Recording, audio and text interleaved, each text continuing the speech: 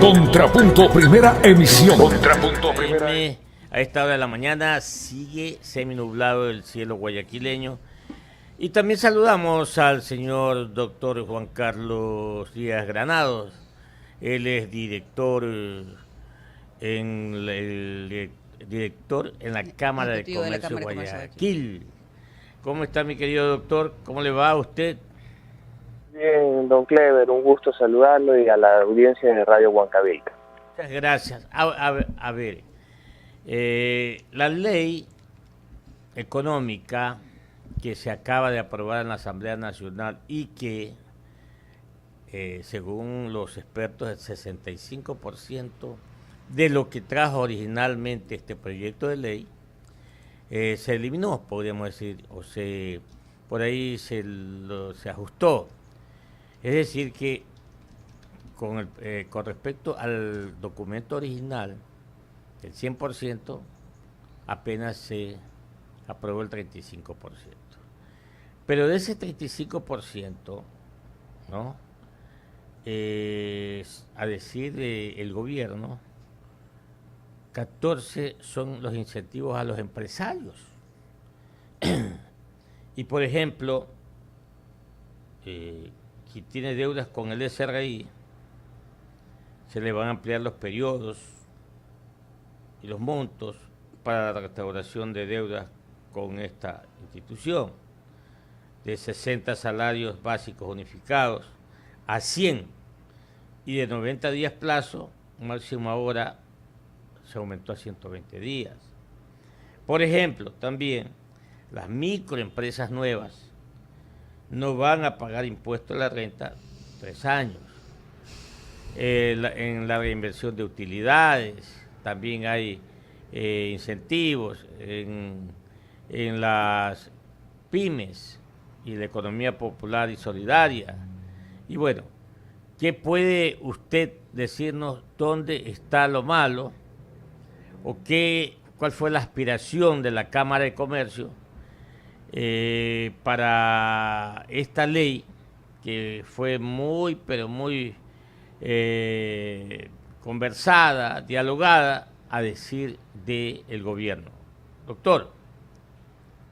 Parece, desde el punto de vista de la Cámara de Comercio de Guayaquil, que esta ley es fiscalista realmente, más está preocupada por cubrir ese déficit fiscal que nos han presentado en el presupuesto del 2018. El presupuesto vino en rojo, podríamos analizar más tarde los elementos de ese presupuesto, pero en términos generales no hay nada de reactivación económica ahí.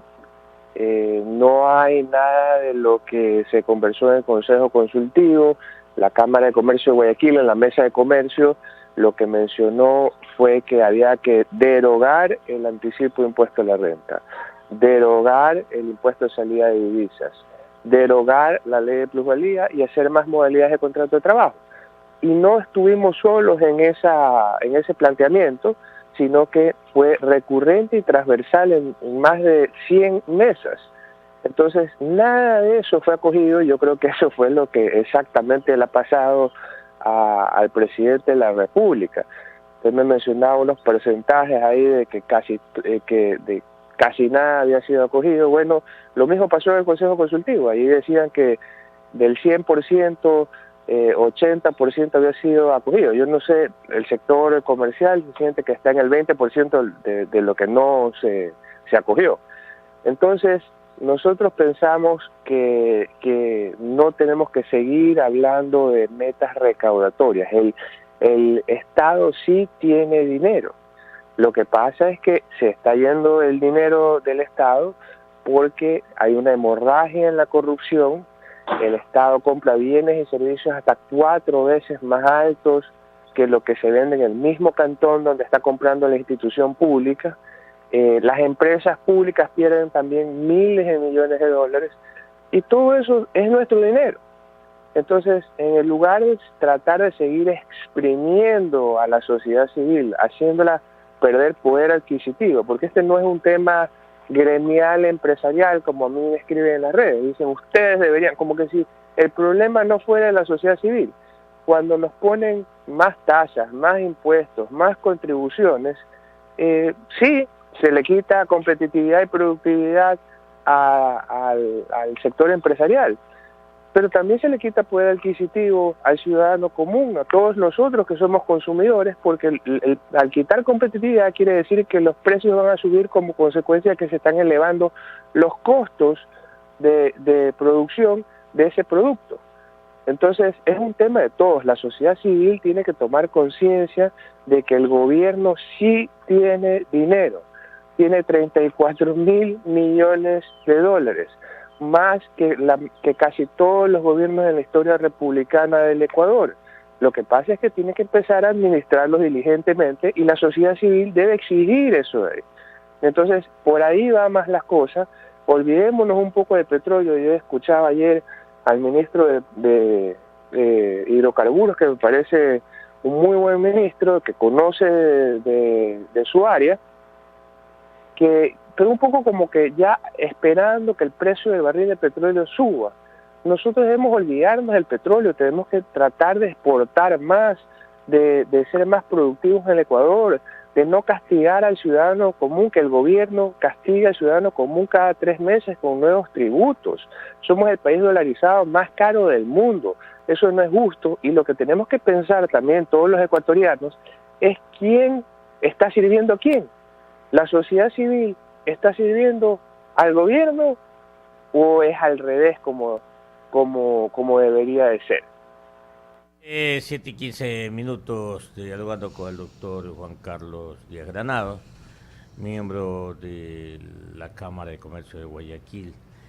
Oiga, director, no es su área, no es su cámara, es la de los exportadores. Para los exportadores, esta ley que trae, se mantiene el 22% al impuesto a la renta, no le sube. Además, les devuelven el 5% de la salida de divisas. Lo que está por verse es que si les van a reembolsar los más de 100 millones de dólares, que no lo han hecho, no lo ha hecho el gobierno. Pero yo en todo caso, por ahí estoy alegre, doctor Díaz Granados. Claro, para mí me falta, porque yo todos los días, que yo soy exportado, no tengo un negocio de esa naturaleza, pero creo que el sector exportador es el que nos tiene que dar a nosotros bienestar. Pero para que nos dé, debemos de bajarle los costos de producción, darle todas las facilidades. Por eso me parece insuficiente lo que está dando esta ley al sector exportador. Y también me alegra de cuando voy a reinvertir mi utilidad, me van a bajar 10 puntos al impuesto de la renta, 10 puntos porcentuales. Me alegra porque estoy colaborando, debe de ser libre el asunto, pero bueno, me han dicho que colabore, estoy colaborando. Ojalá esto sea nada más de corto plazo. Doctor. A ver, eso es lo que le venden al ciudadano, esa idea de que tienes que colaborar porque hay un hueco fiscal. Pero ¿de quién es culpa ese hueco fiscal? ¿Del ciudadano o del administrador que administró mal la mayor cantidad de recursos de la historia republicana del Ecuador? Definitivamente sí, doctor. Mala administración de los gobiernos. Recuerde usted que en el año 2000, cuando se adoptó el esquema monetario de la dolarización, ¿qué es lo que pensamos? Que era buena la dolarización porque por fin los gobiernos no iban a gastar más de lo que tenían. No se ha cumplido, siga usted. Es que la dolarización ha sido una maravilla para el Ecuador, porque si no estaríamos como Venezuela, en donde se venden... En efecto, gracias a ese esquema de la dolarización, estamos viviendo. Exactamente, porque si se han tomado las mismas medidas que en Venezuela, que siempre pues fue el modelo económico a seguir y declarado en los últimos 10 años. Y en Venezuela se venden en las carretillas de hot dogs sin salchicha y hamburguesas sin carne. Solamente le venden pan con salsa y papas fritas. Eso es lo que hay, no hay proteínas en Venezuela. Entonces, la dolarización es justamente lo que ha permitido mantener la estabilidad de los ecuatorianos, y el gobierno se desesperó durante los últimos 10 años en salir de la dolarización. Lo que pasa es que no pudo, pero siempre declararon que estaban en contra de eso de ahí y que preferían devaluar, que mire cómo devaluaba Colombia, que eso era lo más competitivo. Cuando uno devalúa, los que tenemos la suficiente edad de haber vivido el Sucre, cuando uno devalúa, el único ganador es el gobierno. El ciudadano común pierde poder adquisitivo.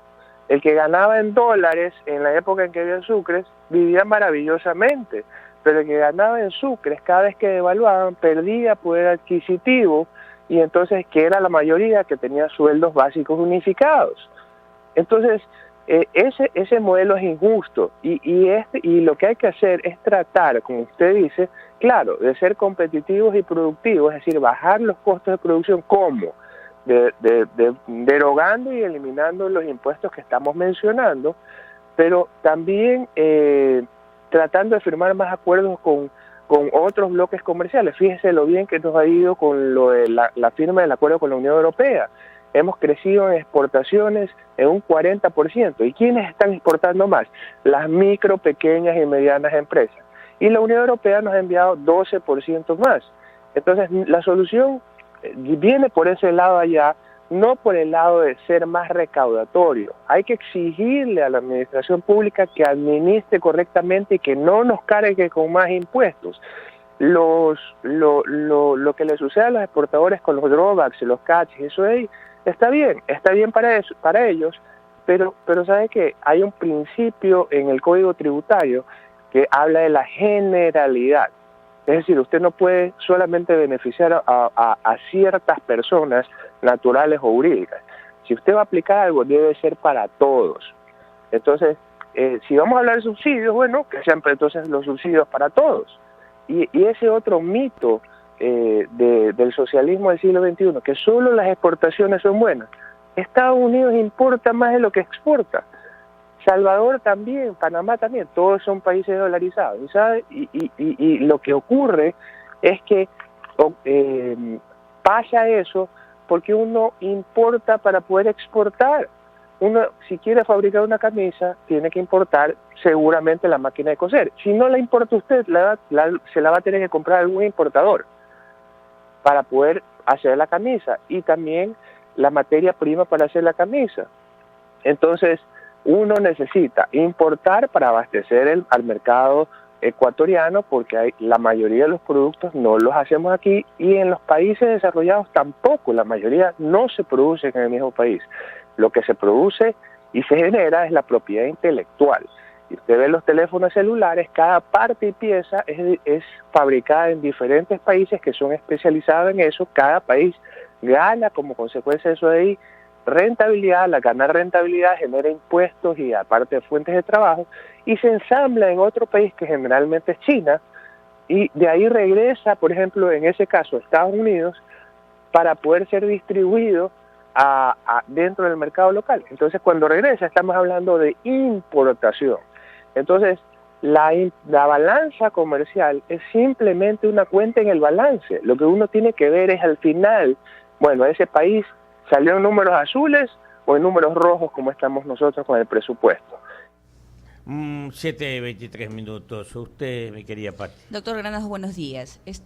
Hablaban en cuanto a los beneficios creados por esta ley, que las empresas podrían tener este mismo beneficio en cuanto a lo que es innovación y tecnología. Ya el sector productivo, ¿cómo va a desempeñarse en este ámbito? Porque hay muchas empresas aquí en el Ecuador que realmente no son tan innovadoras desde mi punto de vista. ¿Y cómo van a afrontar este tipo de beneficio? De dos maneras tenemos que enfrentar. No estamos agarrando al toro por los cuernos. La primera, hay que respetar la propiedad intelectual. Y la propiedad intelectual está en la cabeza de cada persona, que es un innovador, que es un inventor. Cuando usted le dicen con la ley de propiedad intelectual actual que no le van a respetar esa propiedad intelectual, entonces simplemente usted se va con su idea en su cabeza a otro lado. O en el caso de software, ni siquiera se tiene que ir a otro lado, lo mandas vía email para que lo hagan en otro lado. Entonces, ahí eso tenemos que trabajarlo. Y por el otro lado, sí hay innovación constante en el Ecuador. Lo que pasa es que no tenemos un ecosistema que sea amigable para desarrollar esa innovación. Entonces, tenemos que empezar a trabajar para que todos tengamos igualdad de oportunidades. Yo escucho a los funcionarios de la aduana en relación al caso de la tasa aduanera, que es enteramente recaudatoria, y eso me hace acuerdo a ese ministro del MIPRO cuando se impusieron las salvaguardias, que decían, mire, sí, no está claro esto de la unidad de control, pero venga a hablar conmigo, no hay problema, yo le soluciono. Y eso ningún país del mundo desarrollado quiere que ocurra. Quiere que todos los ciudadanos sean iguales y que usted no tenga que ir a hablar con un funcionario público y que usted simplemente siga las reglas, y si por excepción usted se siente perjudicado, acude a la función judicial que obra con independencia.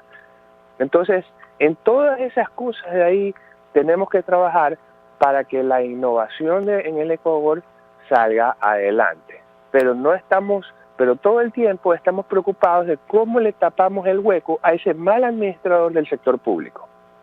7:25 en Ecuador continental. Finalmente, doctor Juan Carlos Díaz Granado, ¿cuál va a ser la actividad que va a emprender o ya está emprendiendo o ha emprendido la Cámara de Comercio en la búsqueda de que el Ejecutivo elimine la ley, la vete la ley, la retire, no le dé trámite, o todavía aspiran que el presidente modifique algún artículo de la misma? Mire, como esta ley realmente no tiene nada de reactivar la economía, es un poco intrascendente para nosotros porque finalmente es simplemente recaudatoria. Es una ley recaudatoria que sube el impuesto a la renta del 22 al 25%, cambia las reglas del juego. Imagínese el ministro de Comercio Exterior, que hace 2 meses se va un mes a buscar inversionistas. Viene de regreso al Ecuador. Si un inversionista lo llama interesado, le va a tener que decir que el impuesto a la renta ya no es el 22%, sino que ya subió 3 puntos. Eso no sucede en los países que están pensando a largo plazo. Aquí las reglas del juego cambian cada 3 meses. El presidente, lo que le ha ocurrido es que ha metido un proyecto de ley a la Asamblea, han hecho un Frankenstein y se lo han regresado de otra manera. Él prometió, por ejemplo, dinero electrónico administrado por los bancos privados y le han regresado, como el socialismo del siglo XXI piensa, que el Banco Central es el único apto para manejar el dinero electrónico, y además que es un banco central que se ha convertido en un banco comercial cuyo único cliente es el gobierno y que le presta recursos con diferentes disfraces al gobierno. ¿Y qué recursos le está prestando? Bueno, el dinero de los bancos que ponen ahí para el encaje, que finalmente es el dinero de los depositantes, ¿no? El dinero de los gobiernos autónomos descentralizados, el dinero de los gobiernos provinciales, el dinero del IES, que también todo este dinero es de nosotros, ¿no? Y se lo presta muy alegremente. Entonces, claro, quieren administrar el dinero electrónico también. Y la ciudadanía no quiere eso de ahí. ¿Y por qué no quiere eso? Porque ha visto, pues, históricamente lo que estoy mencionando. Y nadie es tonto, pues, en el siglo XXI. En el siglo XXI nos enteramos de todo. Y confía en los bancos privados y sabe que si deposita $1, él va a poder transferir o administrar electrónicamente $1. Pero acá sí nos da miedo que se empiecen a inventar moneda electrónica con la justificación de que pueden usar cualquier activo líquido, y entonces la cosa no va a funcionar bien. Y ahí tiene usted un ejemplo de cómo siguen peleando contra la dolarización, que les molesta. A la administración pública del socialismo del siglo XXI le molesta. Quisieran poder comprar la máquina para emitir moneda y inundarnos de moneda, cualquiera que ésta sea, para poder cubrir el hueco fiscal. Y regresamos al mismo punto original. ¿Quién está sirviendo a quién? ¿El gobierno sirve al ciudadano común como debería de ser, o es el ciudadano común que está esclavizado por el gobierno? Muy bien, doctor Juan Carlos Díaz Granado, pero no me dijo si se va a reunir con el ministro de Finanzas, que conozco que está accesible. A lo mejor pues ustedes puedan seguir afinando el lápiz. Bueno, nuestro trabajo es reunirnos con todos los ministros, tender puentes. Siempre nosotros hemos creído en el diálogo. Así es como funcionan las sociedades civiles, las sociedades civilizadas. Lo que nos ha ocurrido a nosotros en los últimos 10 años, esa falta de diálogo y exceso de imposición, es excepcional dentro del mundo en el siglo XXI. Entonces nosotros vamos a seguir haciendo sugerencias porque finalmente el sector de la empresa privada es quien provee 9 de cada 10 empleos formales en el Ecuador, pues que son los que todos queremos. Ese empleo que tiene garantizados sus derechos por el Código de Trabajo y por la Seguridad Social. Todos queremos estar ahí y ese es el empleo de calidad que provee la empresa privada. Entonces, si eso es así, lo que deberíamos fomentar es la inversión de la empresa privada, porque si la empresa privada se vuelve productiva, competitiva, exporta más, entonces vamos a poder crecer. Y no hablemos de la empresa privada grande, una tienda que vende más va a poder contratar más gente, más empleo adecuado, va a poder pagar más impuestos, va a ser bueno para todos. Entonces esa es la visión propositiva que deberíamos tener. En afilar el lápiz, nosotros encantados, porque finalmente, fíjese usted, que con la tasa aduanera que está vigente en este momento, que se está quejando la Unión Europea, Perú, Colombia, Guatemala, Estados Unidos, la Unión Europea con los cuales hemos tenido tan buenos resultados, ya les cambiamos las reglas del juego. Ya les cambiamos las reglas del juego en perjuicio de las exportaciones que tanto cacarean para poder cubrir el hueco fiscal. Entonces, ¿qué se espera con esa tasa aduanera? Han dicho que quieren recaudar 300 millones, 500 millones, 700 millones, según declaraciones de diferentes funcionarios. Enteramente recaudatorio, lo han dicho. Ahora, yo me pregunto, don Cleven, y le pregunto a la ciudadanía, el presupuesto son 34.000 millones de dólares. No hay un equipo económico en el gobierno que pueda recortar grasa por 700 millones. Eso se lo hace economistas en la empresa privada, se lo hacen en media hora y nadie va a sentir nada. Entonces, no es justo que los ciudadanos sigamos pagando por la negligencia y por la corrupción de la administración pública. 7:32, doctor Juan Carlos García Díaz Granado, le agradezco mucho su atención para los oyentes de Huancavelica 830M. Solamente con una precisión, no son 34.000, son 34.812, que más yo lo embolo en 35.000 millones de dólares, estimado Juan Carlos. Que le vaya muy bien y tenga un buen fin de semana. Muchas gracias y lo mismo le deseo a usted y a toda la audiencia. Huancavelica, la H grande de la información.